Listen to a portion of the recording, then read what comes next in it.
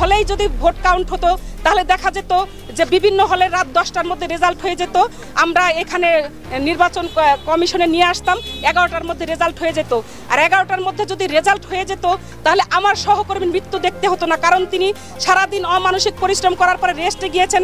কারণ তাকেও তো বলা হয়েছে যে আবার কাউন্টিংয়ের জন্য আসতে হবে। তিনি হয়তো স্ট্রেস নিয়ে ঘুমাতে পারেননি কখন তাকে ফোন দেওয়া হবে, যেমন আমি স্ট্রেস নিয়ে ঘুমাতে পারিনি যে আমাকে কখন ফোন দেওয়া হবে আমার হলের এই ম্যানুয়াল পদ্ধতিতে কাউন্টিংয়ের জন্য।